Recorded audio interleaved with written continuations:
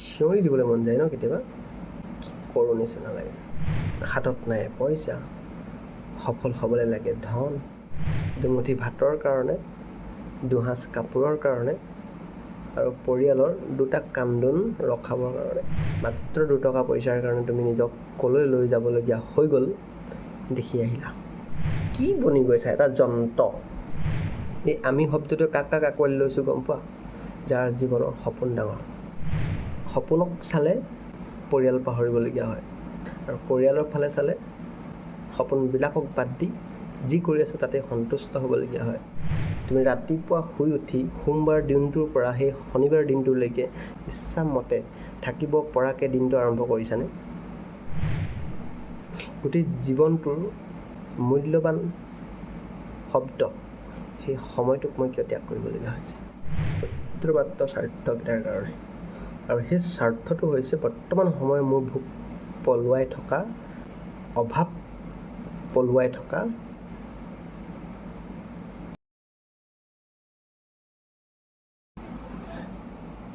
মই শুৱলা ভাষাত কথা ক'ব নাজানো, আৰু সি এটা মোৰ প্ৰব্লেম। মানে দাদা এজনে কৈছিল যে ব্যৱসায় ক্ষেত্ৰত অকণমান মানুহৰ মুখখন মিঠা হ'ব লাগিব। পটককৈ বেয়া এটা দেখিলে বুলিয়ে তুমি তাক মুখৰ আগত কৈ দিলে নহ'ব। কিছুমান ক্ষেত্ৰত কিছুমান ভুলটো আঙুলিয়াই দিয়াৰ প্ৰক্ৰিয়াও বেলেগ থাকিব পাৰে। তুমি মিঠা কথাৰে তাক সেই ভুলটো শুধৰাব পাৰিব লাগিব। কিছুমান ব্যৱসায়ৰ ক্ষেত্ৰত মুখখন মিঠা হ'বই লাগিব। অতিথি সেৱাৰ দৰে গ্ৰাহকক সেৱা কৰিব জানিব লাগিব। কাষ্টমাৰবিলাক কিহৰ পৰা এট্ৰেক্ট হয়? মাত কথাৰ পৰা। সেয়ে তুমি ঘপককৈ মানুহক যি কৈ নিদিবা খং উঠিলে বুলি। তুমি যিমান চিধা, তুমি সিমান চিধা হৈ থাকিলে তুমি পস্তাবলগীয়া হৈ যাব। তো তেতিয়া মই বুজি পোৱা নাছিলোঁ এই কথাখিনি, আৰু এতিয়া লাহে লাহে বুজি পাইছোঁ। একদম মই খেলি মেলি ভাল নাপাওঁ, আৰু সেইটো কাৰণে কিবা এটা ক'লে মই কৈ দিওঁ। মানে মোৰ লগত তেৰা বেকা মোৰ নহ'ব, নচলিব। আৰু ময়ো নকৰোঁ, ধেমালিত কৰোঁ, সেইটো বহুত কৰোঁ ধেমালি। কিন্তু সেই ধেমালিটো বুলি হ'ল বুলি মোক তেৰা বেকাকৈ কথা ক'লে মই ভাল পাম বা মই সহ্য কৰি থাকিম, মই সেইটো নাভাবোঁ। মই সৰুৰ পৰাই আগৰ পৰাই অকলশৰীয়াকৈ থকা ল'ৰা। খং নথকা নহয়, কিন্তু অকলশৰে থাকি ভাল পাওঁ। 10টাৰ মাজত বহি থাকিলেও মই এটা ছাইডত অকলে কোণত চবৰ লগতে থাকিম, যদিও মই নিজৰ মাজতে নিজে থাকোঁ। আৰু সেয়ে মই অকলশৰীয়া অনুভৱ কৰোঁ। অনুভৱ নহয় আচলতে, অকলশৰীয়াকৈ থাকি ভাল পাওঁ। সেয়ে মোক কোনোবাই মোৰ ইজ্জতত লাগি ক'লে, মোক কোনোবাই মোক বেয়াকৈ ক'লে, বা মোক কোনোবাই ইটিকিং বা ইগন'ৰ কৰিলে, বা মোক কোনোবাই যদি ঠাট্টা তিৰস্কাৰ কৰে, মই একদম স্পষ্টকৈ কৈ দিওঁ মুখৰ আগত। না মই কাৰোবাক বেয়া কিবা এটা কওঁ, না মোক কোনোবাই কিবা এটা ক'লে মই সহ্য কৰিম। আৰু মোৰ ওপৰত যদি কোনোবাই বেয়া কিবা এটা কৰে, মই তাক 1 গুণৰ ঠাইত 10 গুণ কষ্ট দিবলৈ মানে কুণ্ঠাবোধ নকৰোঁ। বহুত নিষ্ঠুৰ সেই ক্ষেত্ৰত মই। সেয়ে এই পৰ্যায়খিনিৰ পৰা মই নিজক সেই মিঠা কণ্ঠলৈ আনিবলৈ কষ্ট আছিল। কিন্তু কি ক'ম, পৰিৱৰ্তন প্ৰকৃতিৰ নিয়ম, আৰু সেয়া আমাৰ প্ৰকৃতি। আৰু পৰিৱৰ্তনটো হ'বই লাগিব। দুটা কথা শুৱলা সুৰত কোৱাটো আৰু মচলা চচলা দি কোনোবা এটা কথাৰ কোৱাৰ প্ৰক্ৰিয়াটো সলনি কৰাটো, সেইটো এটা বেলেগ কথা।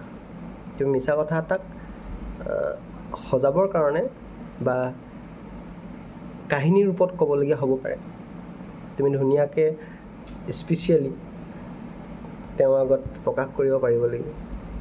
মিছা কথা এটা সজাবলগীয়া হয়, আৰু সঁচা কথাটো তুমি কম শব্দৰে প্ৰকাশ কৰি দিয়া, কিন্তু সেয়া সঁচাটো সঁচাই। সেয়ে মই ভাবোঁ এই মিছা কথা কোৱাৰ আঁৰতেই থাকে সেই শুৱলা কণ্ঠ।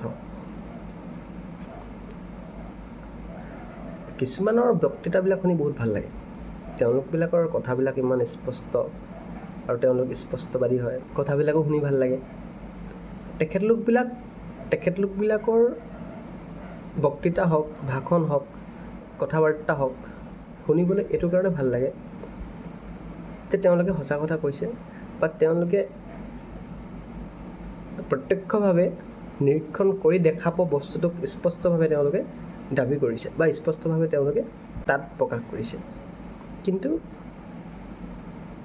শব্দৰ যি এটা বাক্যৰ মাজত শব্দৰ যি জিলিকনি, সেই জিলিকনিটো ৰাখিব পাৰিব লাগিব। শব্দ প্ৰক্ৰিয়াৰ, শব্দ প্ৰয়োগৰ সেই চালনাটো ধৰি ৰাখিব পাৰিব লাগিব। তোমাৰ মটিভটোৱে কি ক'ব বিচাৰিছে, তেওঁৰ পৰা তুমি কি বিচাৰিছা, সেইটো বহুত গুৰুত্বপূৰ্ণ যিকোনো এটা কথা কোৱাৰ আঁৰত। আমি বহু ক্ষেত্ৰত আমাৰ সময়বিলাকক আমি নষ্ট কৰি আহিছোঁ।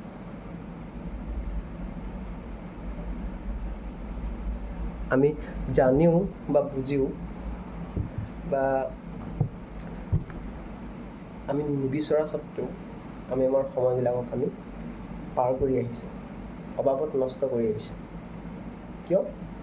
কাৰণ ক্ষুদ্ৰমাত্ৰ কিছুমান স্বাৰ্থৰ কাৰণে। আৰু সেই স্বাৰ্থই আমাক বাধ্যত পেলায়। আমি জানো যে আমি তেওঁবিলাকৰ লগত তেনেধৰণৰ সময়বিলাক বা তেনেকুৱা ধৰণৰ কিবা কাম এটাত আমি নিজক এনেকৈ ৰাখিছোঁ যে তাত মোৰ বৰ্তমান সময়ত কোনো লাভ বুলি কোৱা বস্তুটো নাই হোৱা। তথাপিও আমি তাত থাকিবলৈ বা সেইখিনি জেগাত নিজক ৰাখিবলৈ বা সেইখিনি সময়ত আমি নিজক তাত সময় দিবলৈ বাধ্য বুলি ভাবোঁ। কিয়? তাৰ আঁৰত আজি নহ'লেও কেইদিনমানৰ পিছত হ'লেও অকণমানি স্বাৰ্থ এটা যাতে মোৰ পূৰণ হয়, সেয়াই মোৰ বাধ্য।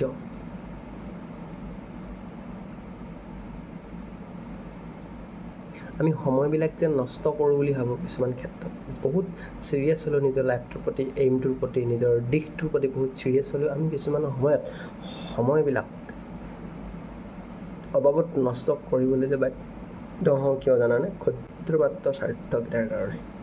আৰু সেই স্বাৰ্থটো হৈছে বৰ্তমান সময় মোৰ ভোক পলুৱাই থকা, অভাৱ পলুৱাই থকা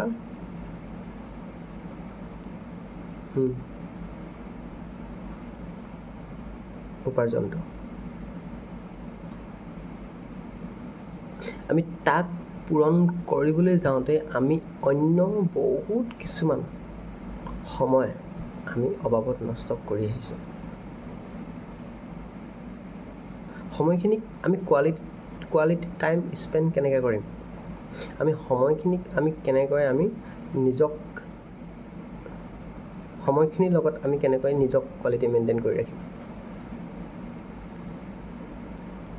না আমাৰ টাইম টেবুল আছে? তো কোৱালিটি টাইম স্পেণ্ড কেনেকৈ কৰিম? যিকোনো মুহূৰ্ততে এজন মানুহৰ লগত চিনাকি হ'লোঁ বুলি তেওঁৰ মাজত আমি থাকি তেওঁৰ লগত মোৰ কামৰ সম্পৰ্কটো থাকিল বুলি সকলো সময়তে তেওঁৰ ব্যক্তিগত জীৱনটোক মই ইমান ইণ্টাৰফেয়াৰ কৰি লাভ নাই, ইমান বেছি ইনভলভ হৈ লাভ নাই তেওঁবিলাকৰ লগত। তাৰমানে কি কৈছোঁ মই? তাৰমানে মাত্ৰ সেইকণ সময়ৰ স্বাৰ্থৰ কাৰণে মোৰ গোটেই জীৱনৰ মূল্যৱান সময়খিনি মই কিয় ত্যাগ কৰিবলগীয়া হৈছে? গোটেই জীৱনটোৰ মূল্যৱান শব্দ, সেই সময়টোক মই কিয় ত্যাগ কৰিবলগীয়া হৈছে?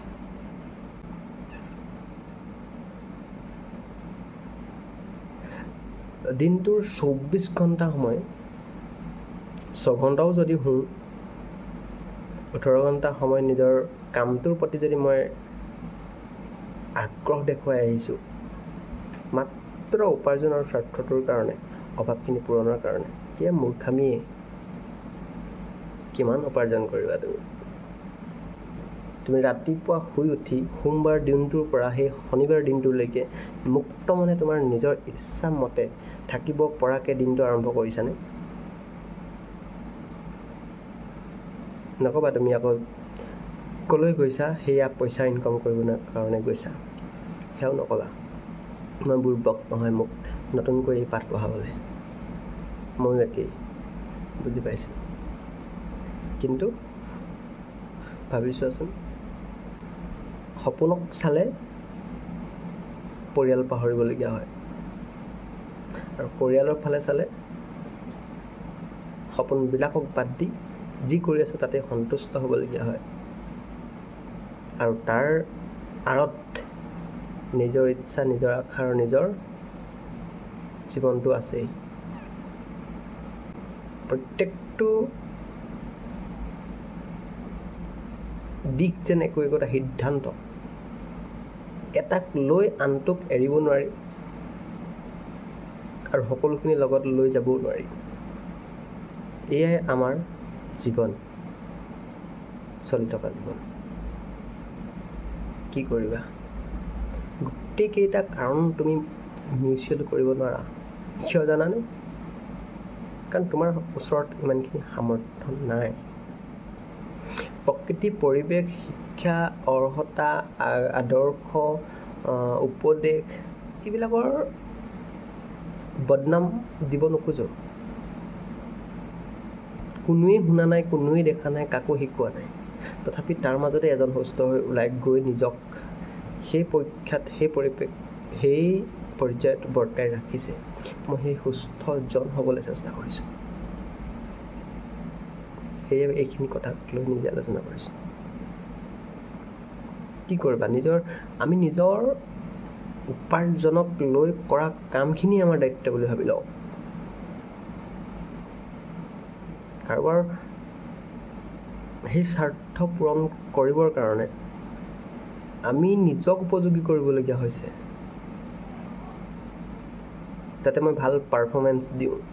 তোমাৰ জীৱনটো কি চলি গৈ আছে, তুমি নিজৰ জীৱনটোৰ ব্যৱহাৰিকখিনি ক'ত শিকিবলৈ বাট চাই আছা? পাৰফৰ্মেঞ্চ কি বনি গৈছা? এটা যন্ত্ৰ বনি গৈছা। এফালে ওপৰৰ পৰা দুটা গালি দিলে, এফালৰ পৰা দুটা প্ৰেছাৰ আহিলে, এফালৰ পৰা দুটা কথা শুনিলে তুমি মেচিন ষ্টাৰ্ট কৰি দিলা, ৰাতিপুৱাৰ পৰা গধূলিলৈকে নন ষ্টপ চলি থাক। এই ফিউলটো ভৰাবলৈ তোমাক মাহেকৰ লাষ্টতহে দিব, আৰু গোটেই মাহ তেনেকৈ চলি থাক। দিনটো 12 ঘণ্টাকৈ, 8 ঘণ্টাকৈ, 24 days, বাদ দিয়া 4th Saturday, 2nd Saturday, 30 days ভাবাচোন তুমি। প্ৰাইভেট জব কৰা ল'ৰাখিনি কৈছোঁ।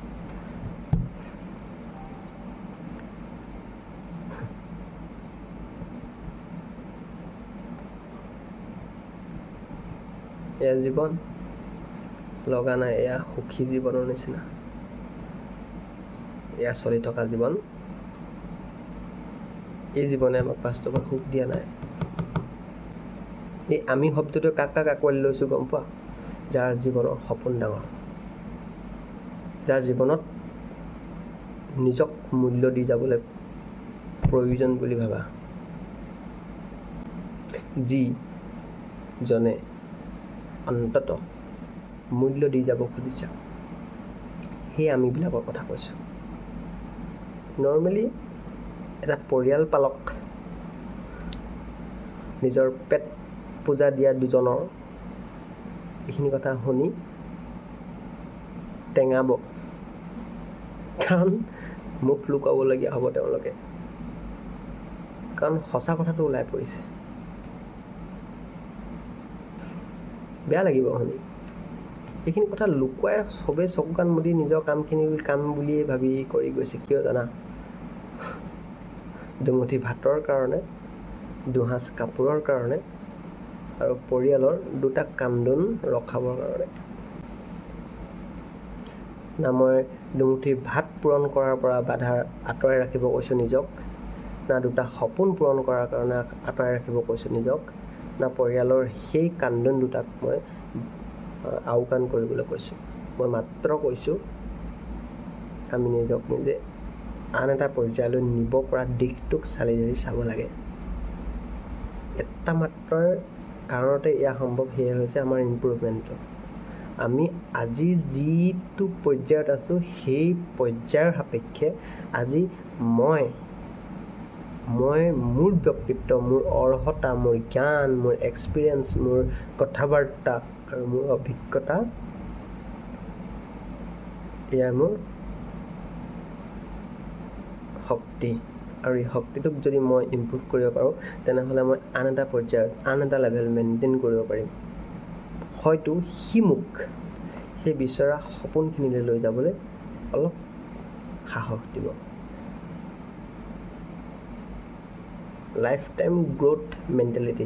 এটলিষ্ট তুমি এইটো নাভাবিবা যে মই আজি এই পোষ্টৰ পৰা কাইলৈ প্ৰমোশ্যন পাই মোক এটা লেভেল দিছে, সেইটো মই মেইনটেইন কৰি আছোঁ, ডেটছ ইট। নহয় বাবা, সেইটোৱেই নহয়। তুমি মেচিয়ৰ হৈ ভাবি বা মেচিয়ৰ হ'লোঁ ভাবি বা নিজকে পৰিপক্কতা হ'লোঁ বুলি ভাবি তুমি আন 10জনক কামত খটাব পাৰি তুমি এটা বা এখন চকী লাভ কৰি তুমি বহুত বেছি হাচিল কৰিব পৰা নাই। মই সেই আদৰ্শৰ কথা কৈছোঁ যোনটো আদৰ্শক নিজৰ পুত্ৰ নিজৰ পুত্ৰীয়ে আঁকোৱালি ল'ব পাৰে। আছে তোমাৰ গাত সেই গুণ, অন্ততঃ তুমি নোকোৱা মোৰ দৰে হ'বা বুলি। কাৰণ তুমি কি কৰিলা, কি হৈ গৈছে, মাত্ৰ 2 টকা পইচাৰ কাৰণে তুমি নিজক ক'লৈ লৈ যাবলগীয়া হৈ গ'ল দেখি আহিলা। আৰু পুত্ৰ হিচাপে অন্ততঃ তুমি নোকোৱা যে মই মোৰ দেউতাৰ মাৰ কাৰণে যি কৰি আহিছোঁ এয়া সৰ্বোচ্চখিনি। তুমি চাকৰি কৰি আছা, মানি ল'লোঁ, তুমি বহুত টকা ইনকাম কৰি আছা, পোহপাল দি আছা পৰিয়াল, লাখৰ ভিতৰত কমাই আছা, 10 লাখ টকা পেকেজ লৈ আছা, ঠিক আছে। মোৰ আগত তুমি চিনাকি যে তোমাৰ জীৱনৰ মূল্য মই বিচাৰি উলিয়াম বহুত কম সময়ৰ ভিতৰত।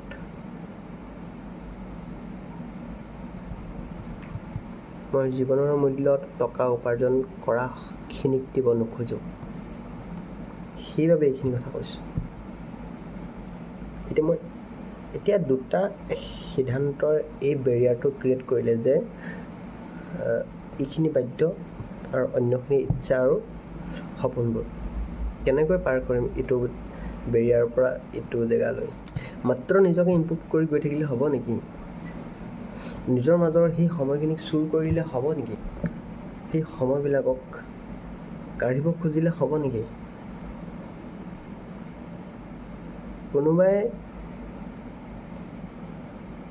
উৎসাহ দিব বুলি ভাবি থাকিলে হ'ব নেকি? সম্পৰ্ক এটা গঢ়ি তেওঁলোকবিলাকৰ মাজতে, তেওঁলোকবিলাকৰ আশাত, তেওঁলোকবিলাকৰ সাহসত, তেওঁলোকবিলাকৰ সহায়ত আগবাঢ়ি যাম বুলি ভাবি থাকিলে হ'ব নেকি?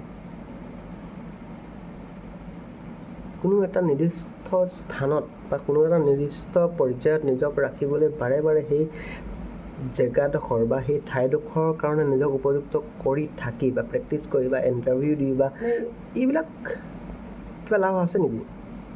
যন্ত্ৰই বনিবা ন, চাবি দিলে চলা, অকল এইবিলাকেই চলি থাকিব নেকি? সমাজ শুধৰাবৰ যোগ্য হ'বলৈ কোৱা নাই তোমাক। সেনেকুৱা মটিভ থকা মানুহ বিয়পি আছে বহুত, কিন্তু অকলশৰীয়াকৈ একাষৰীয়াকৈ থাকি কোনে কি কৰিছে? কাৰোবাক কিবা শিকাই মেলি মই নিজক আদৰ্শ হিচাপে দেখাবলৈ মই বিচৰা নাই, প্ৰয়োজন নাই। কিন্তু মই কি কৰি গৈ আছোঁ বা মই কি কৰিবলৈ গৈ আছোঁ বা কি কৰিম বুলি ভাবিছোঁ বা নিজক কিহত সকলো সময়তে বৰ্তাই ৰাখিছোঁ সেইটো গুৰুত্বপূৰ্ণ। এই নিজক প্ৰশ্ন কৰা, নিজক প্ৰশ্ন কৰা কি কৰিবা। মই প্ৰত্যেকটো কথাৰ আঁৰত, প্ৰত্যেকটো কোৱাৰ মাধ্যমৰ যোগেদি প্ৰশ্নই কৰোঁ আৰু তাৰ উত্তৰ প্ৰত্যেকটো সময়ত নিজেই নিজক দিব লাগিব। ইয়াক প্ৰশ্ন, জীৱনটো এখন প্ৰশ্ন কাকত। ইয়াৰ প্ৰশ্ন শেষ নহয়, সময়ে সময়ে নিজক নিজে প্ৰশ্ন অন্য ৰূপত কৰি গৈ থাকিব লাগিব। আমি প্ৰশ্ন বিচাৰিব লাগিব, উত্তৰ তেতিয়াহে আমি লিখিব লাগিব, উত্তৰ তেতিয়াহে আমি নিজৰ জীৱনত দিবলৈ সাজু কৰিব পাৰিম। আমি যদি প্ৰশ্নই বিচাৰি নাপাওঁ, কেনেকৈ আমি নিজক ভাবি ল'ম যে সেই উত্তৰৰ যোগ্য মই হয়। আৰু কিছু ক্ষেত্ৰত সেই প্ৰশ্নবিলাক বিচাৰিবলৈ আমাক বহুত সময় লাগে। অন্য এজনে ঠেলা মাৰিব লাগিব সেই জেগালৈ, তেতিয়াহে আমাৰ খোজ পৰিব। আৰু তাৰপিছত হয়তো ভাবোঁ সময় গুচি গ'ল।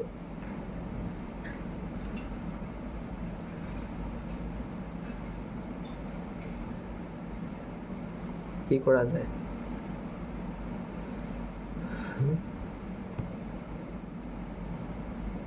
কাগজ কলমে উত্তৰ নিদিয়ে এইটো সময়ত। ঠাণ্ডাকৈ শান্তি মগজেৰে ভাবি একদম চিঞৰি দিবলৈ মন যায় ন কেতিয়াবা, কি কৰোঁ নিচিনা লাগে। হাতত নাই পইচা, সফল হ'বলৈ লাগে ধন, আনফালে লাগে সামৰ্থ্য, পিছফালে আছে চিঞৰ।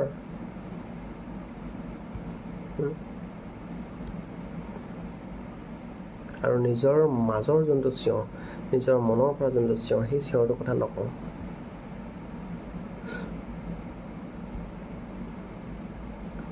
কি কৰিবা? শান্তি আৰু মুক্তি নিবিচাৰিবা এতিয়া। সঁচা কথা, এই বয়সত শান্তি আৰু মুক্তি বিচাৰিলেতো চেচেই।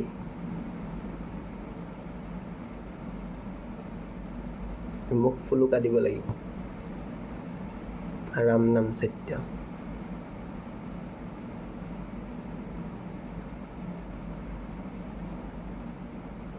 নিজৰ দায়িত্বখিনিক লোৱা কৰ্ম হিচাপে। শান্তি বিচাৰিবলৈ এতিয়া সময় নাই। এতিয়া কৰ্তব্য লাগে, এতিয়া কৰ্ম লাগে, এতিয়া চেষ্টা লাগে, আগ্ৰহ লাগে। কিহৰ পৰা মুক্ত হ'ব বিচাৰিছে? দায়িত্বখিনিৰ পৰা। এতিয়া শান্তি আৰু মুক্তি শব্দটো তাত মানে শোভা নাপায় এই সময়ত, এই বয়সত। এই বয়সত আমাক চেষ্টাৰ প্ৰয়োজন, এই বয়সত আমাক একাগ্ৰতাৰ প্ৰয়োজন, কিন্তু দিশটো নিৰ্ণয় কৰিব পাৰিব লাগিব। শান্তি মুক্তি বিচৰা সময় বেলেগ আছে, যেতিয়া তুমি নিজকে নিজে চিনাকি দিব পাৰিবা যে মই এজন, মোৰ ওচৰত বহুত উত্তৰ আছে, তুমি প্ৰশ্ন কৰা। মই সেইজন হ'ব পাৰিব লাগিব, তেতিয়া মই ক'ব পাৰিম মোক শান্তি লাগে, মোক মুক্তি লাগে। মই মুক্তি কিহত বিচাৰিছোঁ? সমাজ কল্যাণৰ ক্ষেত্ৰত, প্ৰকৃতি কল্যাণৰ ক্ষেত্ৰত, জীৱ কল্যাণৰ ক্ষেত্ৰত, পৃথিৱীখনৰ উন্নতিৰ কাৰণে, অভাৱবিলাক, এই বিশৃংখলবিলাক দূৰ কৰিবৰ কাৰণে মই যিটো উত্তৰ দিব বিচাৰিছোঁ, সেই উত্তৰতে সকলোখিনি সানমিহলি হৈ আছে, সকলোখিনি সন্নিহিত হৈ আছে। সেই উপযুক্তজন হ'ব পাৰিব লাগিব, তেতিয়া তুমি মুক্তিৰ কাষলৈ যোৱা।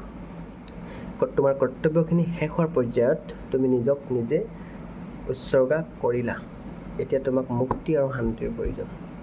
কিন্তু বৰ্তমান সময়ত আমি নিজক নিজে উপযোগী কৰিবৰ কাৰণে, প্ৰয়োজনীয় বনাবৰ কাৰণে আমাক এতিয়া শান্তি আৰু মুক্তি শব্দটোৱে শোভা নিদিয়ে। আমি সেই মালাডাল পিন্ধিলে আমি নিজক চকু মুদি আৰু ভগৱান आप ही सही है।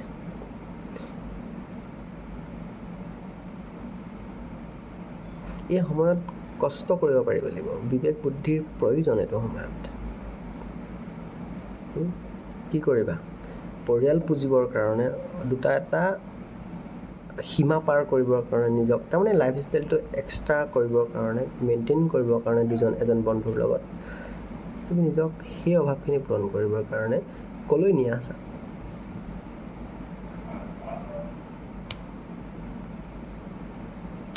সেয়াকে তুমি কৰ্ম বুলি কৈছা, সেয়াকে তুমি দায়িত্ব বুলি কৈছা। পাৰ্টিকুলাৰ কোনোবা এটা দিশত নিজক উপযোগী কৰি গৈ তোমাৰ সকলোখিনি পাৰ কৰি গুচি গৈছা। প্ৰাইভেট জব কৰাবিলাকে, ঘৰৰ পৰা বাহিৰলৈ আঁতৰি কাম কৰি থকাবিলাকে ঘৰৰ সংসাৰখনৰ পৰা নিজক আঁতৰত ৰাখি ভালপোৱাজনৰ পৰা, পৰিয়ালটোৰ পৰা নিজক বেলেগ এটা জেগাত ৰাখি উপাৰ্জন কৰি থকাবিলাকে সেইকাৰণেই নিচা কৰিবলৈ আৰম্ভ কৰে। কাৰণ সেই সুজটোৱে তেওঁলোকৰ বৰ্তমানটোক বাৰে বাৰে মনত পেলায়, আৰু সেই সুজটোত মনলৈ আহিলেই তেওঁবিলাকে মনত সেই কথাখিনিক হজম কৰিব নোৱাৰে, কাৰণ উপায় নাই। সেইকাৰণে সেই বিবেকটোক শেষ কৰিবৰ কাৰণে নিচা কৰিবলগীয়া হয়, আৰু সেয়াই বাধ্য, আৰু সঁচাকৈ নিচা কৰিবলগীয়া হয়। সেয়ে নিচা কৰে পুৰুষবিলাকে, অতি বেছি নিচা সেয়ে কৰে, কাৰণ প্ৰত্যেকজনে বাধ্য। সুস্থ মগজত থকা, নিজৰ ইণ্ডিভিজুৱেলি কাম কৰি থকাবিলাকে নিজৰ বহুত বেছি নিজক এটা পৰ্যায়ত স্বাৱলম্বী হিচাপে ৰাখিব পৰাজনে বহুত চেষ্টা কৰি তাক আঁতৰাব পাৰে। তথাপিও যদি এটা সম্পৰ্ক বা যদি এটা পৰিয়ালৰ মাজত তেওঁ যদি সময়খিনি যোনখিনি দিছে, সেই সময়খিনিক তেওঁ যদি শান্তিৰে কটাব নোৱাৰে, অপমানখিনি বা সেই দুখখিনি বা সেই পৰিৱেশটোক পাৰ কৰিবৰ কাৰণে নিচা কৰিবলগীয়া হয়। কাৰণ সুস্থ মগজে সেইখিনিক তেওঁ বিচাৰি পাইছে যে এইবিলাক বাদ দিব লাগে, বাদ দিব নোৱাৰেতো, যে এইবিলাক এৰিব লাগে, এৰিব নোৱাৰেতো। তাৰ মাজত দায়িত্ব সোমাই পৰে।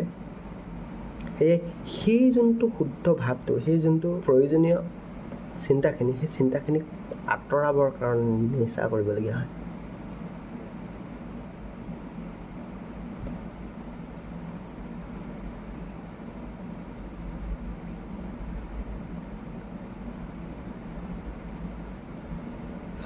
যিজন সমাজ সেৱক,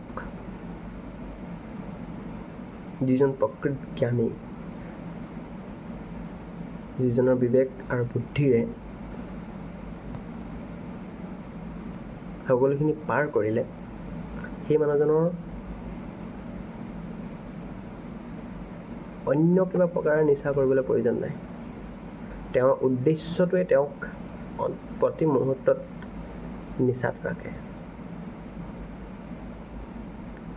সিয়ে তেওঁক বেহুচি কৰি নিয়ে, আৰু সিয়ে তেওঁক এটা নিৰ্দিষ্ট দিশত নিচাৰ দৰে থাকিবলৈ বাধ্য কৰে। আজি ফুটবল মোৰ নিচা, শুনিছোঁ কোৱা বহুতক। আজি ক্ৰিকেট মোৰ নিচা।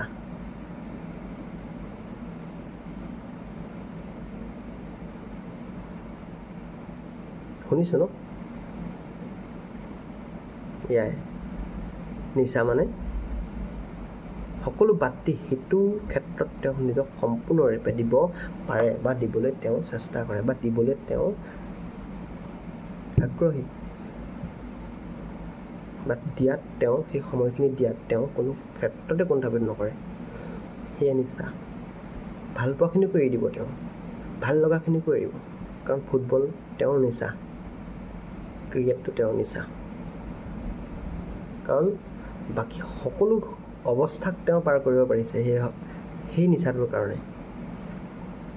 হয়তো কিছুমান ক্ষেত্ৰত দায়িত্বখিনিকো তেওঁ বা অৱসাদখিনিকো তেওঁ পাৰ কৰিছে, কাৰণ সেই নিচাই তেওঁলোকক গ্ৰাস কৰিছে। ঠিক তেনেদৰে আমাৰ উদ্দেশ্যটো এটা নিচা হ'ব লাগিব। এই যে দায়িত্বখিনিৰ কথা ক'লোঁ, যোনখিনিক আমি 3টা দিশত বা 4টা দিশত, এটা ফেমিলি আহি গ'ল, নিজৰ জীৱনটো আহি গ'ল, এটা নিজৰ সংস্থাপন আহি গ'ল, আৰু এটা সপোন আহি গ'ল। এই প্ৰত্যেকটো দিশৰ ক্ষেত্ৰত বাকী সকলোখিনি বাদ দি তোমাৰ নিজৰ উদ্দেশ্য আৰু জীৱনৰ সপোনখিনি এটা নিচা হ'ব লাগিব।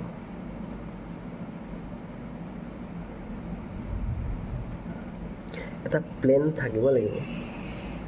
তুমি ৰিলেট কৰিব লাগিব, আজি কামটোৱে মোক সেই সপোনখিনিলৈ যাবলৈ কোন দিশত আগবঢ়াই নিব, সেই দিশটোক তোমাৰ বৰ্তমান কামটোৰ লগত ৰিলেট কৰা। এটা সপোন নাথাকিলে কিন্তু ইয়াৰ সকলোখিনি কথা ব্যৰ্থ।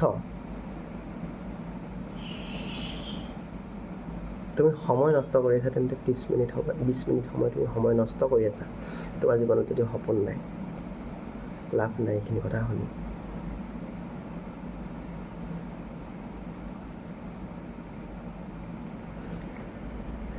তো কেনেকৈ ৰিলেট কৰিম তুমি জানা। তোমাৰ সপোনৰ উদ্দেশ্যটোৰ ক্ষেত্ৰত বৰ্তমান সংস্থাপনটোক তুমি এৰি নিদিবা। মই কৈছোঁ নহয়, ডেউকা গজালৈকে নিৰীক্ষণ কৰা, তাৰপিছত উৰা মাৰিব লাগিব মুকলি আকাশলৈ। মাত্ৰ ডেউকা সবল হোৱালৈকে নিজক প্ৰস্তুত কৰা নিজৰ সপোনটোৰ দিশত, আৰু বৰ্তমান সময়খিনিক সকলোখিনি পাহৰি নিজৰ কৰ্মৰ উদ্দেশ্যটোক নিচা হিচাপে লোৱা।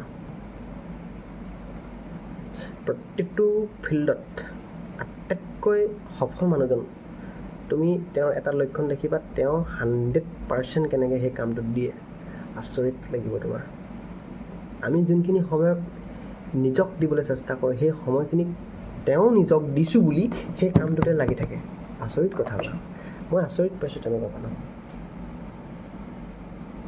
আমি ভাবোঁ এই যি হ'ল সেইখিনি কাম আমি কৰিলোঁ, দায়িত্ব আমাৰ শেষ হৈ গ'ল। সেইখিনি সময়ৰ মাজত আমি নিজক ৰাখিলোঁ, নিজৰ কৰ্মটোক ৰাখিলোঁ, আৰু এতিয়া এইখিনি সময় মোৰ। আমি ভাবি সেইখিনি সময় নিজক দিবলৈ চেষ্টা কৰোঁ, আৰু সেই ফিল্ডৰ সেই সফল মানুহজনে চাবা সেই সময়খিনিকো তেওঁ নিজে নিজৰ কাম বুলি সেই কামটোতে লাগি ৰাখে। সেয়া তেওঁৰ নিচা।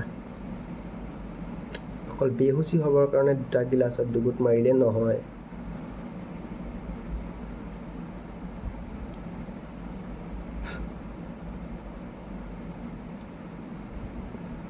মোৰ কথাবিলাক বুজিবলৈ অকণমান অসুবিধা হ'ব। সকলোৰে কাৰণে সেয়ে নহয় এইখিনি কথা। মই প্ৰয়োজন বোধো নকৰোঁ সকলোকে এইখিনি কথা বুজোৱাৰ।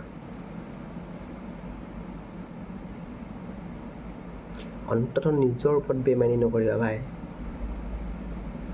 বুজাবৰ কাৰণে বহুত কম মানুহ ওলাব, কাৰণ নিজৰ জীৱনটোক নিজে পঢ়ি পঢ়ি শিকি আহিছোঁ যেতিয়া দুষাৰ কথা ক'বলৈ মানে ভাল লাগে, সেয়ে কৈছোঁ। কাৰ আগত? যাৰ সপোন ডাঙৰ, যি নিজক এটা অন্য পৰ্যায়ত ৰাখি যাবলৈ চেষ্টা কৰি আহিছে, তেওঁবিলাকক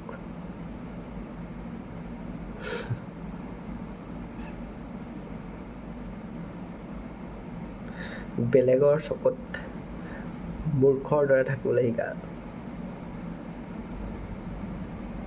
বেলেগৰ চকুত বুৰ্বক বুলি চিনাকি দিবলৈ চেষ্টা কৰা। আনে তোমাক হাঁহিবৰ যোগ্য কৰি তোলা নিজক তেওঁৰ চকুৰ আগত। কিন্তু দেই, সেই সময়খিনি পাৰ হৈ আহি অন্ততঃ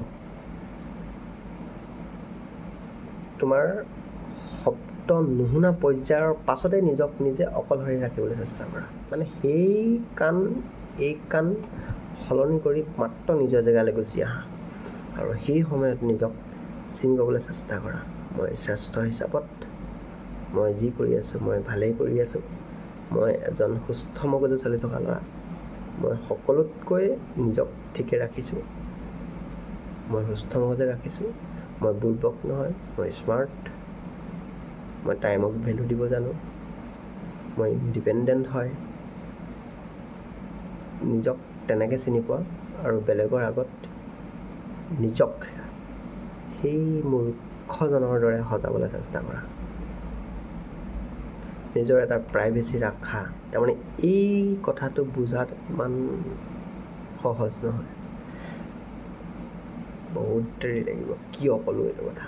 সকলোখিনি চালি জাৰি চাবা, আৰু কিয় প্ৰয়োজনীয় এই কথাখিনি নিজক সোধা।